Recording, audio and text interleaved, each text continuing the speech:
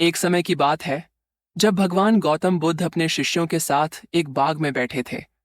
सुबह की किरणें धीरे धीरे बाग में फैल रही थीं और ताजगी भरी हवा चल रही थी।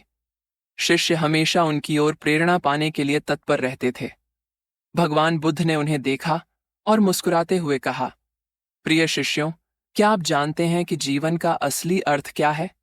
एक शिष्य जो हमेशा चिंता में रहता था बोला, भगवान, जीवन में दुख ही दुख है। हम हमेशा समस्याओं से घिरे रहते हैं। भगवान बुद्ध ने गहरी सांस ली और बोले, देखो मेरे प्रिय, दुख और सुख जीवन के दो पहलू हैं। जैसे दिन और रात, दोनों का अपना महत्व है। दुख हमें सिखाता है और सुख हमें समझाता है कि हमें क्या चाहिए। फिर उन्होंने एक साधारण उदाहरण दिया। मान लो तुम एक फूल को देखते हो। वह खूबसूरत है, लेकिन उसे खिलने के लिए पहले कांटों से गुजरना पड़ता है। क्या तुम उस फूल को नहीं समझते? शिष्य ने सोचा और कहा, लेकिन कांटे तो दर्द देते हैं। भगवान बुद्ध ने मुस्कुराते हुए कहा, हाँ, लेकिन वही कांटे हमें मजबूती देते हैं। जीवन में कठिनाइयों का सामना करने से हम मजबूत बनते हैं। अगर हम कभी हार मान लें तो हम अपनी क्षमता को नहीं जान पाएंगे। एक और शिष्य ने पूछा, लेकिन हम अपने दुखों को कैसे दूर करें?